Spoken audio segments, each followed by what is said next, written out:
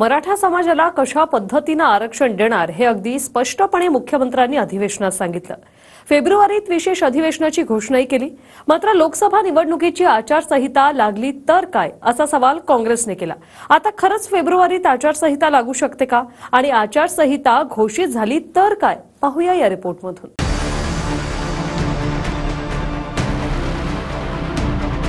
फेब्रुवारीमध्ये विधिमंडळाचं विशेष अधिवेशन बोलवून आवश्यकतेनुसार मराठा समाजाला आरक्षण दिलं जाईल। फेब्रुवारी महिन्यामध्ये तुम्ही ठराव करणार, ऑर्डिनन्स काढणार, नंतर आचारसंहिता लागणार, त्याचा उपयोग काय होणार?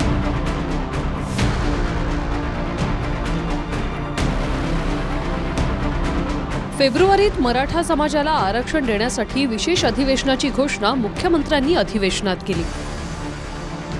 एका महिन्यात मागासवर्ग आयोगाचा अहवाल येईल, त्यानंतर फेब्रुवारीत विशेष अधिवेशनात आरक्षण देण्याची तयारी सरकारने केली। मात्र त्याच वेळी काँग्रेसने लोकसभा निवडणुकीच्या आचारसंहितेवर बोट ठेवले। आवश्यकतेनुसार हे जे राज्य मागासवर्ग आयोगाचा अहवाल आल्यानंतर फेब्रुवारीमध्ये विधिमंडळाचं विशेष अधिवेशन बोलवून आवश्यकतेनुसार मराठा समाजाला आरक्षण दिलं जाईल। आणि हे मराठा समाजाला आरक्षण देताना इतर कुठल्याही समाजावर अन्याय होणार नाही याची खात्री देखील मी या ठिकाणी देऊ इच्छितो। फेब्रुवारी महिन्यामध्ये तुम्ही ठराव करणार, ऑर्डिनन्स काढणार, नंतर आचारसंहिता लागणार, त्याचा उपयोग काय होणार? आता केंद्र सरकार हाताशी आहे, काही गोष्टी करू शकतो, तर आताच लक्ष घालून काहीतरी करणं आवश्यक आहे। आता जर फेब्रुवारीत लोकसभेच्या निवडणुका जाहीर झाल्या तर विशेष अधिवेशन वगैरे बोलावता येतं की नाही ते पाहूया। लोकसभेच्या निवडणुका जाहीर झाल्या तरी विशेष अधिवेशनावर कोणतंही बंधन येत नाही। मात्र विशेष अधिवेशनात निवडणुकीवर परिणाम होईल असे निर्णय किंवा कायदे करता येत नाही। निवडणुका असतानाच विशिष्ट लोकांवर परिणाम होईल असे कायदे केल्यास निवडणूक आयोग तसंच सुप्रीम कोर्टात आव्हान दिलं जाऊ शकतं। जीवनावश्यक विषयासंदर्भात असेल तरच अधिवेशन घेता येऊ शकते, परंतु मराठा आरक्षण हा ज्या पद्धतीने राजकारणाचा अविभाज्य भाग झालेला आहे आणि राजकारण स्थिरावणं, राजकारण त्याच्या आधारे बदलणं ही प्रक्रिया मराठा आरक्षणाच्या एका प्रश्नावरून होऊ शकते आणि हे लक्षात घेऊन हा राजकीय प्रश्न आहे असंच आता आपल्याला दुर्दैवाने म्हणावं लागते। आणि त्यामुळे लोकसभा इलेक्शन जाहीर झालेलं असताना अशा प्रकारचं अधिवेशन मराठा आरक्षणाच्या संदर्भातलं बोलवता येणार नाही, हे कायद्यानुसार स्पष्ट आहे असं मला सांगता येईल।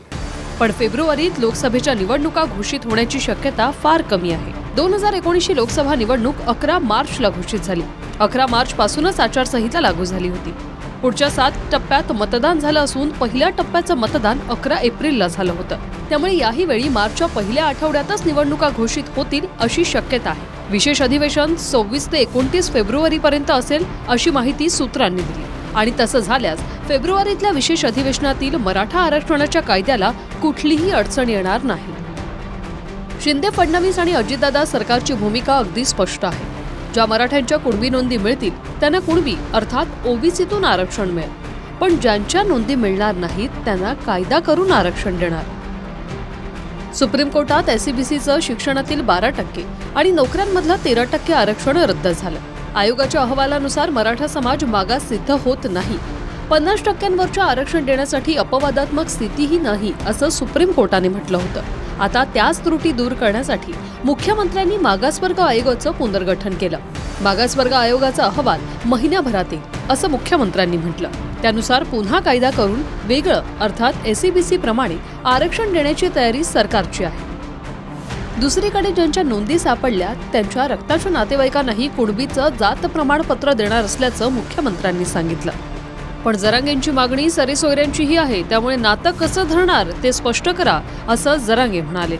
कुणबी ज्या नोंदी आहेत या 1967 पूर्वीच्या कुणबी नोंदी आहेत। पुन्हा एकदा मी सांगतो, ज्या नोंदी जुन्या सापडलेल्या आहेत त्यांच्या ब्लड रिलेशनमध्ये जे लोक असतील त्यांना आपल्याला त्याचा फायदा मिळेल। ज्या 67च्या अगोदर नोंदी सापडल्या त्याच्या सगळ्या परिवाराला सरकार आरक्षण देणार आहे, लाभ देणार आहे।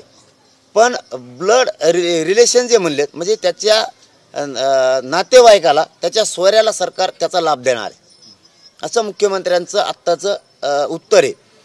पण मग तुम्ही ते नातं कसं धरणार आहेत हे आमच्या पुढचा प्रश्न आहे. ते जर सुटसुटीत आणि सुलभ करायचं असलं तर सरकारने एक तर कायदा पारित करावाची विचार, ते फेब्रुवारीचा विषय वेगळा आहे, तो वेगळा पार्ट आहे आणि हा वेगळा पार्ट आहे. त्याच्यासाठी सरकारनं कायदा पारित करावा किंवा ज्याची नोंद सापडली त्यांनी जरी नातं दाखवलं तरी सरकार घेणारे त्याला लाभ देणारे असं स्पष्ट करावं. जरांगे पाटलांकडून सरकारनं 24 डिसेंबरपर्यंतचा वेळ घेतलाय आणि 24 डिसेंबर नंतर अधिक वेळ देण्यास जरांगे पाटील तयार नाहीत. 24 तारखेपासूनच्या जरांगेंच्या आंदोलनात बच्चू कडूंनीही सहभागी होण्याचा इशारा दिलाय. 24 डिसेंबर सरकार आम्हाला बोलवू देणार नाही, कारण 24 डिसेंबरच्या नंतर ते सरकारलाही परवडणारं नाही आहे आणि कोणालाच नाही. कारण तो मराठ्यांचा जो काय म्हणूयात ना त्याला जी खतखत होती लेकरा बाळांची ही पिढ्याना पारची होती ती बाहेर पडलेली. 24च्या नंतर ते सरकारला सुद्धा जड जाऊ शकतं. त्यांनी आंदोलन पुकारलं तर आम्ही आंदोलनात सहभागी होऊ, नाही पुकारलं तर जय रामकृष्ण हरी. 24 तारखेपासून आंदोलन पुकारलं तर प्रहार त्यात असेल. हां, मी असेल पक्ष आणि तुम्ही पण असणार. हां, आम्ही सगळेच असणार.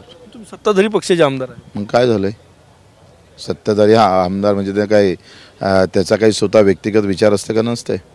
सरकारनं मराठ्यांच्या आरक्षणावरून भूमिका स्पष्ट केली. नोंदींवरून कुणबीचे दाखले मिळणार आणि ज्यांच्या नोंदी नाहीत त्यांच्यासाठी विशेष अधिवेशनात कायदा करणार. आता पुन्हा जरांगे 24 डिसेंबरला काय ठरवतात तेही कळेलच. Bureau report, TV9 Marathi.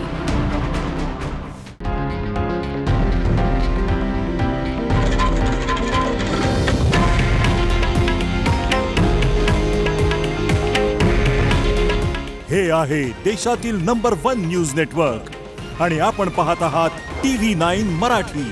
काळजी तुमची, हित महाराष्ट्राचं.